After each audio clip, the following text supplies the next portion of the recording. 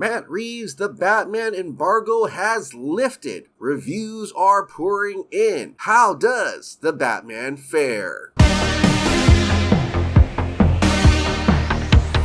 Hey, welcome back to the Ping Pong Flix. My name is Chris Wong. Matt Reeves' The Batman social embargo and review embargo has lifted. That means we're beginning to see a ton of reviews for The Batman. Starting off with IGN, giving it a whopping 10 out of 10. The Batman is a gripping, gorgeous, and at times genuinely scary psychological crime thriller that gives Bruce Wayne the grounded detective story he deserves. Robert Pattinson is great as a very broken Batman, but Zoe Kravitz and Paul Dano, who steal the show with a movingly layered Catwoman and a terrifyingly unhinged Riddler. Eric Davis from Fandango, I've seen The Batman and his ferocious detective drama punctuated by moments of incredibly visceral action.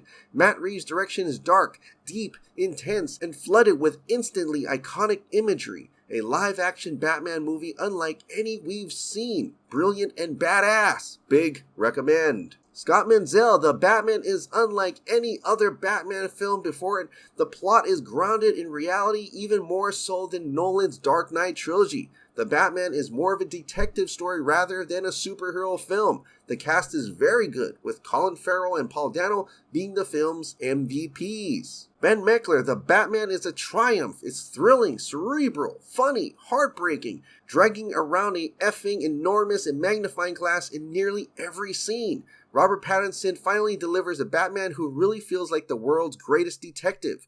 Best DC film since Dark Knight. Jake Hamilton, The Batman is unlike any Dark Knight movie we've seen. One part Fincher's Zodiac, one part French Connection, one part classic Batman. This new interpretation of Gotham feels intimate, dirty, morose, and hopeless, and I dug it. A great origin story for our favorite villains. Josh Horowitz, feeling very validated for my Robert Pattinson and Matt Reeves exaltations over the years. Now it can be told. The Batman has somehow found a new awesome way to deliver a Batman story. Intense, impeccably crafted, a Batman film by way of Chinatown. Michael Giacchino's score rocks. So it seems to be overwhelmingly positive at this point, calling out at being a very detective story-oriented, noir, dark, grim, pretty much Gotham City. Some of the top critics from Rotten Tomatoes also says, David Rooney, Hollywood Reporter, it's a soulful nocturne of corruption and chaos, and as much as I longed for a few more glimmers of humor, at no point during the hefty 3-hour runtime did my attention wander. Peter DeBruge from Variety registers among the best of the genre, even if, or more aptly, because what makes the film so great is its willingness to dismantle and interrogate the very concept of superheroes. Richard Roper of Chicago Sun-Times, in terms of tone and scope and storyline, Matt Reeves' reboot of the ever-fruitful franchise is more of a film noir than a fable about fantastic flying creatures, more Zodiac and Seven than Guardians of the Galaxy or Eternals. Nicholas Barber from BBC, as grim as the Burton, Nolan, and Snyder films were, Reeves and his team have fashioned their own distinctive and stylish variety of grimness, and they commit to it for 3 whole hours. Frankly, it's amazing that they got away with it.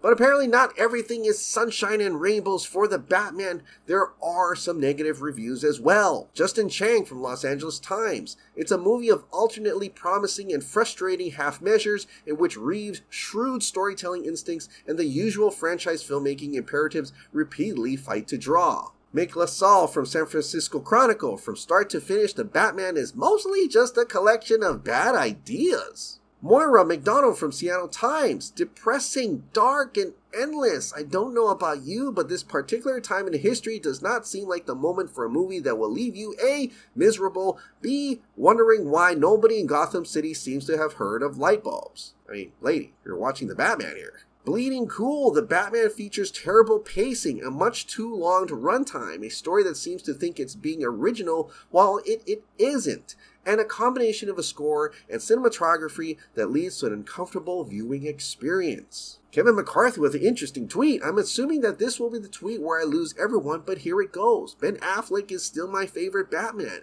I loved Affleck's Bruce Wayne and Batman. In this film, it's mostly Batman, which is totally fine. Pattinson does a great job, but Affleck is still my number one. So it's obviously not going to be an all positive reviewed movie, not everything is. Basically, the negatives are it being maybe too dark and grim, and also being very long. But how do these reviews so far culminate for a Rotten Tomatoes score? At only about 120 reviews so far, it's certainly fresh at 91%. Which as more reviews pour in and there's fans' greetings from here to the movie's release, this score will definitely change, but maybe not by much, because it seems like the movie has overwhelmingly positive scores. And most people are definitely excited to see this dark, grim take on the Batman being more of a detective story than a superhero story, which could be very much a welcome change for the Batman. Well, what do you think about these reviews so far? Have you read any of them, or are you waiting to see the Batman? Share your thoughts in the comments down below. Matt Reeves' The Batman releases March 4th.